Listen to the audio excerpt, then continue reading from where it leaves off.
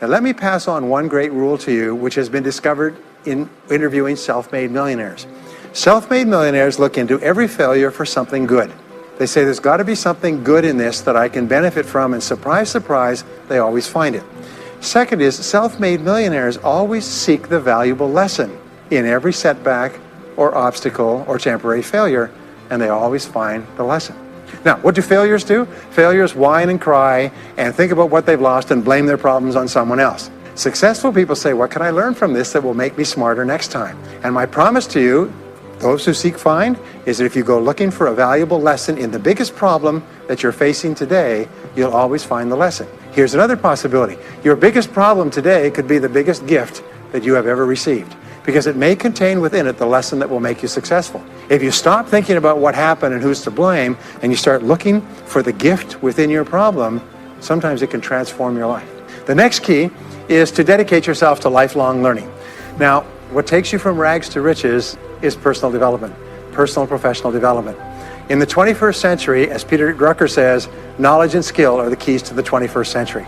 And the only thing that will be relevant, the only skill that will be relevant in the 21st century is the ability to learn new skills, because virtually everything you know is becoming obsolete at a rapid rate. Stephen Covey says that your current knowledge base has a half-life of 2 years, which means that half of everything you know will be irrelevant within 2 years. And 2 years from now, half more. So if you're not continually learning and upgrading your knowledge and skills, you're not staying in the same place. As Pat Riley says, the basketball coach says, if you're not getting better, you're getting worse. If you're not constantly learning, you're actually falling behind. So here are the 3 keys to continuous learning. Number 1 is read in your field 30 to 60 minutes each day. In other words, turn off the television, turn off the radio, put aside the newspaper, and just read in your field. The very best places to read, by the way, are books. Read books, the best-selling books written by the most successful people in your field, because books contain a wealth of riches that can enable you to function at a far higher level, to get much better results than you could before. So read 30 to 60 minutes a day. I've had people tell me, countless people over the years, that reading an hour a day has doubled and tripled their income within a year. The second thing you do is take every course that you possibly can. The courses and seminars that are available to you in your field, that are given by professionals, that are courses that have been developed over years and years and years. They have been tested and tested and tested. The person who is talking to you for several hours has spent thousands of hours learning their subject. They have dry tested this or done test runs with thousands of other people. When you take a course, you can learn enough information in 1 or 2 days, more than you could learn in 2 or 3 years or maybe even a lifetime, all distilled and put together. People say, I can't afford a course. You cannot afford not to buy books. You can't afford not to go to courses. Some years ago, I had a dentist, and he was a very successful dentist. He was recommended to me by a friend. And this dentist retired at the age of 53. And just before he retired, he sold his practice for about $2 million. Just before he retired, he told me why. He said about 8 years before, he had attended a dental congress in Hong Kong. This is from California. He'd flown all the way to Hong Kong to attend this International Dental Congress because there were specialists giving private lectures, sort of plenary sessions on the side. And he attended this session, and it was on a particular technique of cosmetic surgery that this dentist had developed that no one else knew, where you could basically straighten out a person's entire front jaw so they look beautiful at a very low cost, at a very high level of effectiveness. He came back and he began implementing this in his practice. People began flying from 500 to 1,000 miles away. Every dentist sent their families, members, and themselves to this dentist. He was able to charge whatever he wanted to charge. He said 8 years later, he retired as a self-made millionaire at the age of 53 to enjoy his money for the rest of his life from what he learned from one session at one convention at one course. Now, that is a true story, and maybe it's an exception, but you can never tell where the information is going to come from. The third way that you can upgrade your skills is listen to audio programs in your car. The average driver drives 500 to 1,000 hours a year, 25 to 50,000 miles. If you listen to audio programs in your car, according to the University of Southern California, you will get the equivalent of almost full-time university attendance just listening to learning material as you drive around. It can totally and profoundly change your life. Very, very important. Here's an interesting point. The more you commit yourself to becoming the best person you can be, the more you like yourself and respect yourself. The more energy you have, the bigger goals you set for yourself, the more you persist.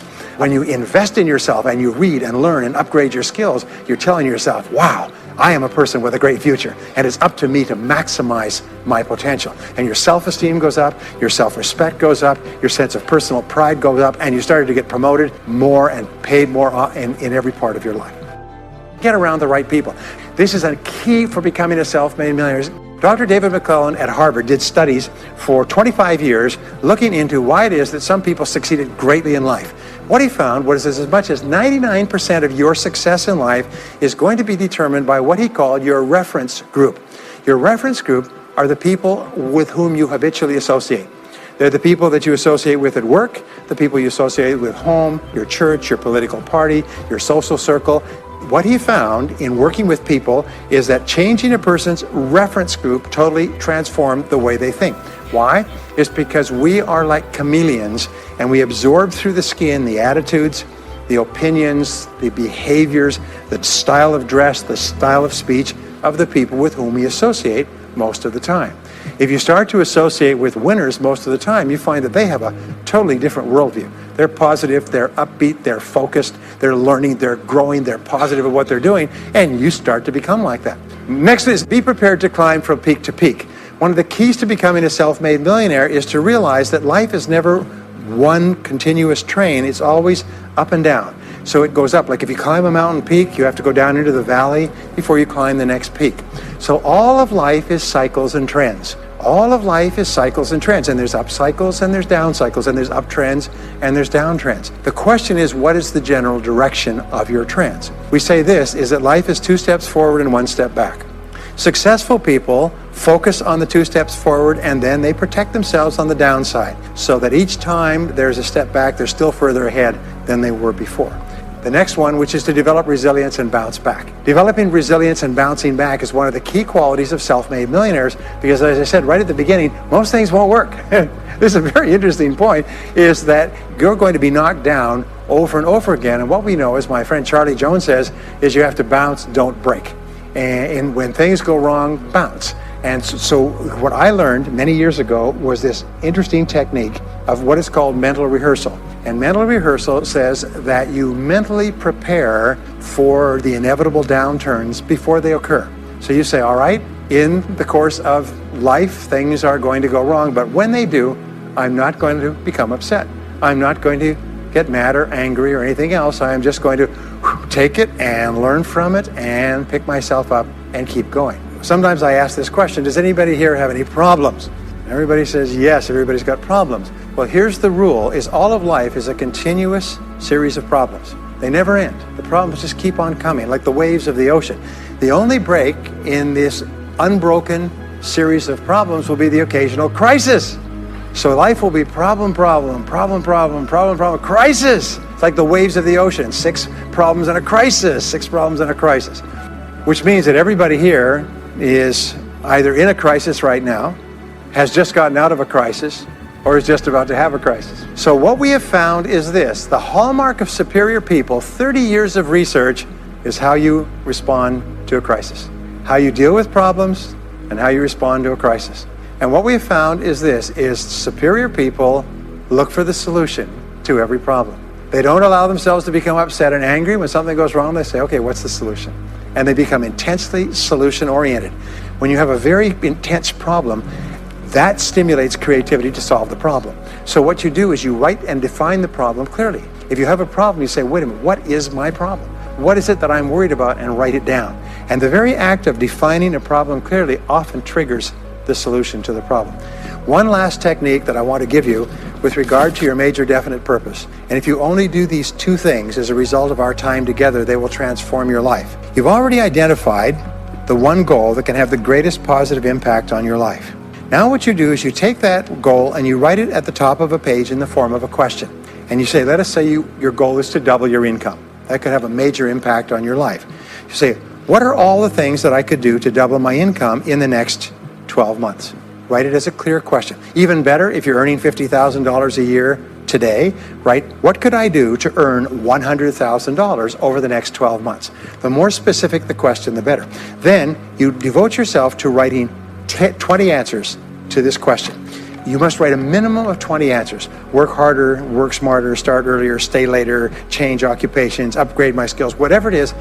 Keep forcing yourself to write till you've written 20 answers. We call this mindstorming.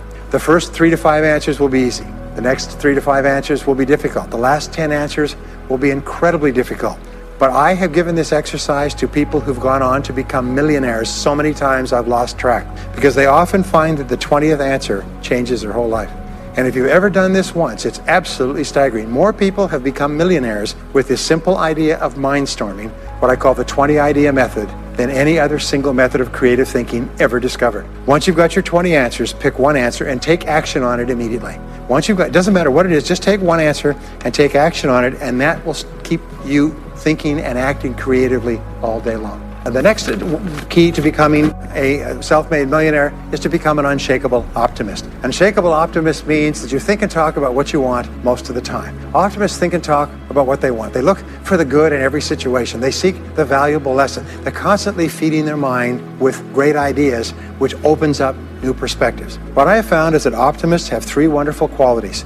Number 1 is they learn more things. As a result, they dramatically increase the likelihood that they will learn the right thing at the right time. Number 2 is they try more things, which dramatically increases the likelihood that they'll try the right thing at the right time. And number 3 is they persist. They never give up. Optimists make a decision that once they've decided they're going to become wealthy, they just never stop until they achieve that goal. Now, will they have many setbacks and obstacles and difficulties? Do you know that almost everybody succeeds in a different direction from what they originally intended or from what they originally thought? But they just keep going. Almost like a football player running down the field, running, blocking, changing, moving back, forward, continually, but never loses sight of the goal. So optimists learn more things, try more things, and persist longer. I want to leave you with the last 2 qualities of self-made millionaires. Second to the last quality is that they develop the qualities of courage and persistence. I said before, the biggest single obstacle to success is the fear of failure. The antidote to the fear of failure is the habit of courage.